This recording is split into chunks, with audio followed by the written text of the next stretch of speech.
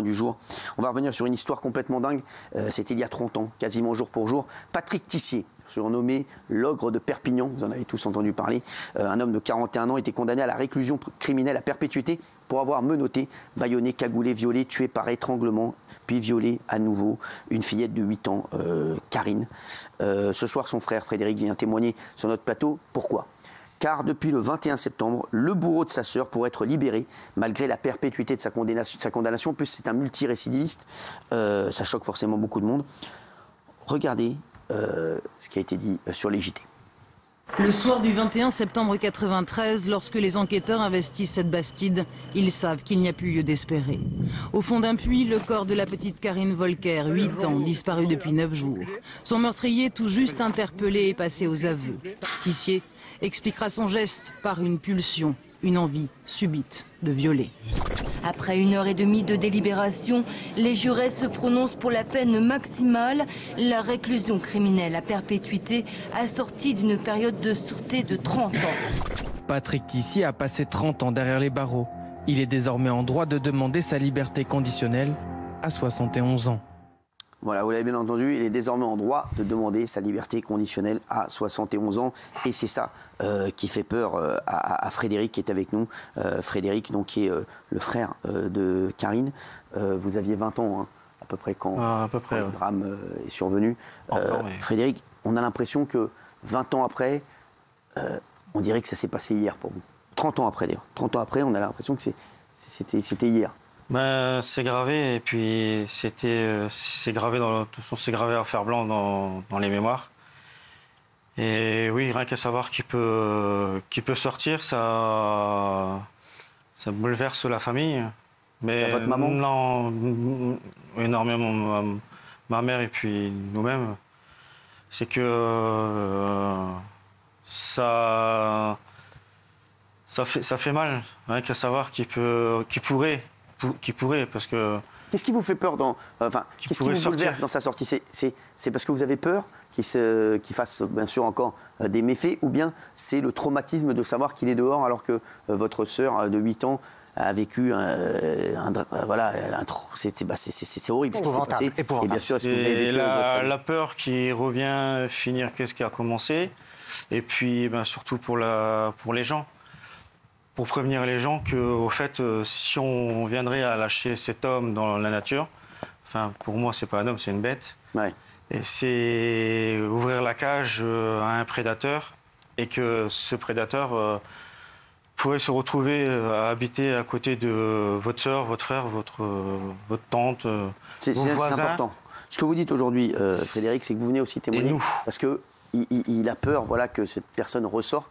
Et il pense à tous les gens qui ne savent pas qui est cet ogre de Perpignan. D'ailleurs, pourquoi on le surnommait l'ogre de Perpignan ? C'est la barbarie de ce qu'il a fait à la petite. C'est terrible. Hein. Mais c'est un multirécidiviste. Multirécidiviste, c'est ça. C'est dès qu'il sort, toute sa vie, en tout, il a passé 48 ans en prison. 48 ans. Et dès qu'il sort, tu commets un crime ou un viol. Voilà. C'est son principe. Pour satisfaire ses besoins sexuels, il a besoin de torturer. Donc, du coup, le risque, encore aujourd'hui, au-delà du drame que vous vivez, le risque, c'est qu'il recommence tout simplement, puisqu'il n'a fait que ça. Mais comment on peut relaisser sortir un gars comme ça ? C'est ça qui est fou. Non, mais n'importe quoi. Comment vous pouvez avoir même excusez-moi, le cran de demander une remise de peine encore pour un gars comme ça ? Non, mais excusez-moi, chaque soir, on le dit, on devient, ici, on marche vraiment sur la tête. Le terme perpétuité, ça veut dire quoi, du coup ? En fait, perpétuité aujourd'hui, à cause des droits européens, ça s'arrête à 30 ans, et à partir de 30 ans, la perpétuité, elle est un petit peu remise en question. Et c'est pour ça que ça pose problème, c'est qu'aujourd'hui, ça fait 30 ans et il peut demander une remise de peine alors qu'il a été théoriquement à perpétuité. Daniel, je voulais dire quelque chose. Oui, parce que je voudrais quand même qu'on comprenne ce que c'est que la justice, c'est-à-dire que cette personne, à 12 ans, il a essayé de violer sa sœur. À 16 ans, il a essayé de violer sa belle-mère, il a essayé de l'étrangler et il l'a frappée à la tête. Ensuite, à 20 ans, il a eu une petite amie, elle s'est refusée à lui, il l'a tuée, il a été en prison, il a eu une permission pour bonne conduite, il a violé 2 personnes deux filles pendant cette... Et ensuite, il a eu 10 ans de prison, et là, quand il a été libéré pour faire ce qu'on sait sur Karine, il était libéré pour bonne conduite. Donc ça, voilà ce que c'est que la justice en France. Excusez-moi, j'ai résumé quelque chose. C'est quand même assez hallucinant.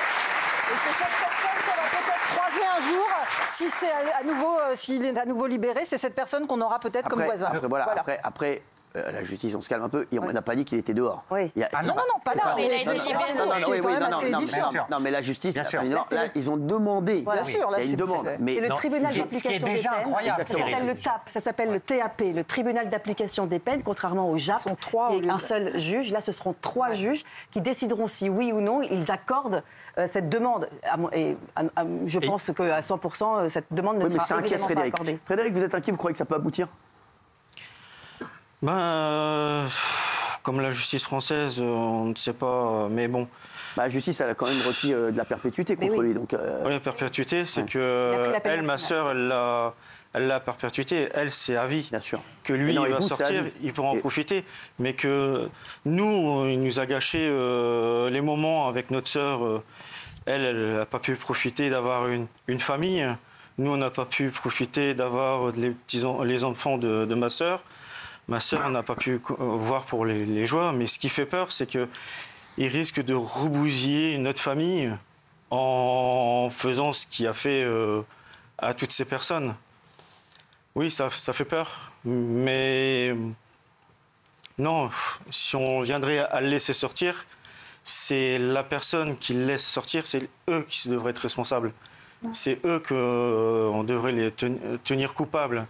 Parce que ce serait leur responsabilité. Combien de fois il est allé en prison, il est ressorti combien de fois? Plus de 8, 5, 6 au moins, puisque 48 ans de prison. Là, il a eu 30 ans, il y avait eu d'autres condamnations plein de fois. Et depuis tout petit, il a été condamné depuis très jeune. Il n'a fait que ça. Et puis, il dit lui-même, Cyril, il y a une lettre à sa mère où il dit lui-même, je prendrai 30 ans et je ressortirai. Et dans quel état? Comme s'il menaçait, potentiellement. Moi, ce que je trouve déjà invraisemblable, c'est qu'il ose demander. C'est qu'il ose demander à sortir. Il dit, je m'en fiche. Il dit, je m'en fiche, je sais que je sortirai. Alors après, ce qu'il faut dire aussi, c'est qu'il y a une forme d'automaticité dans la justice. C'est pas les juges qui décident de quoi que ce soit. Le code pénal, il est fait comme ça. Il y a une automaticité. Non, mais là, c'est pas les juges. C'est pas les juges. Personne ne décide. Moi, c'est pas les juges qui sont les responsables. Il faut arrêter parce qu'on tape beaucoup sur les juges. Il faut une réforme du code pénal. C'est le code pénal, exactement. Non, mais les juges, ils peuvent pas revenir sur le code pénal parce que parfois, on tapait sur les juges, mais les juges, ils respectent juste. Les magistrats, ils ont un code pénal, ils l'appliquent. Et donc, il y a une automaticité, un moment à partir duquel tu peux demander la remise en liberté, mais comme le disait très justement Valérie, le code pénal. Le tribunal va se réunir, ils peuvent très bien estimer, par exemple, qu'il n'est pas soigné et qu'il n'est pas en capacité de sortir. En tous les cas, j'espère. Là, pour le coup, il y aura une décision. Et bon. Et je rappelle Frédéric. Il veut pas, de toute façon, comme il a dit, il veut pas se faire soigner parce que pour lui, c'est pas lui le problème. C'est la société le problème. C'est toujours comme ça. C'est ça qui est... Et en plus, c'est que pour lui, les gens qui assassinent, pour lui, c'est qu'un tas d'os, de chair. Déjà, quand on dit ça, on n'est pas normal. Voilà, c'est pas... Ça fait peur à notre famille parce que ce qui pourrait s'attaquer à ma famille de vengeance ou... Voilà.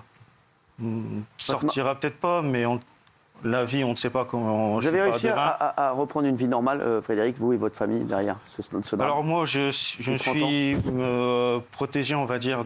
Je me suis un peu caché, j'ai un peu laissé un peu tomber ma mère, comme je lui dis, elle me dit que non. Et puis là, mes enfants, maintenant qui sont grands, j'ai pu aller protéger, entre guillemets. C'est que maintenant, je veux faire... parce que ma mère est très fatiguée de tout ça, mon frère aussi, ils sont pas bien sûr, c'est normal, moi aussi. Mais là, ça fait 30 ans que je me suis tué, on va dire, et qu'il faut faire en sorte que ces personnes qui font des choses horribles comme ça, faut trouver une peine. Maintenant, il y a la peine Tissier, les gens qui font ça, ils prennent 30 ans. Mais Tissier, lui, il a pris que 10 ans pour ma sœur. Hein. Il a pris que 10 ans. Et que ma sœur, elle est dans un trou, elle sortira plus jamais. Elle sortira plus jamais. Que lui, il peut-être, mais normalement, il devrait pas sortir, comme on nous dit. Mais on a la peur. On a la peur qu'il sort.